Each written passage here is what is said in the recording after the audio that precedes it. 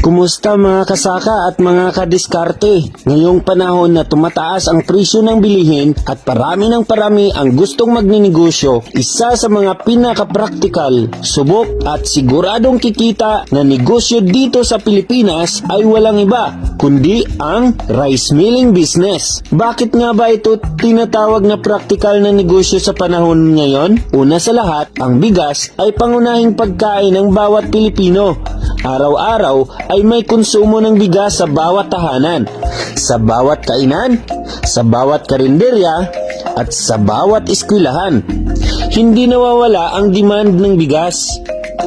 Kaya, kung ikaw ay magninegosyo ng rice milling, hindi ka mawawala ng customers. Dahil lahat ng magsasaka na may palay ay kailangan ng dekalidad na makina para gilingin ito.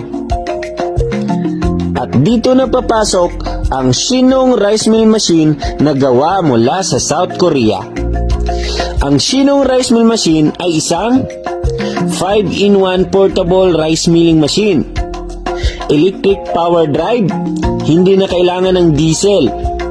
Single phase lang, kaya pwedeng gamitin kahit sa bahay o maliit na bodega.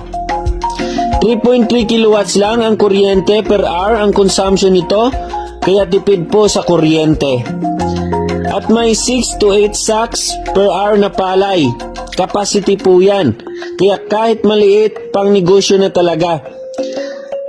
At ang recovery rate naman ng bigas ay nasa 66% hanggang 68%. Kung maganda po ang klase ng palay, minsan aabot po ng 70%. Imagine, isang makina lang, pero kaya ng ihiwalay ang mga ipa, ihiwalay ang mga darak, ihiwalay ang mga binlid, linisin ang palay, gilingin at gawing bigas.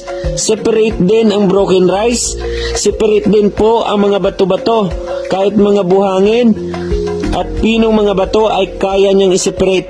Kaya well-milled na po ang bigas, malinis na, makinis, at wala na mga bato-bato, at less broken pa.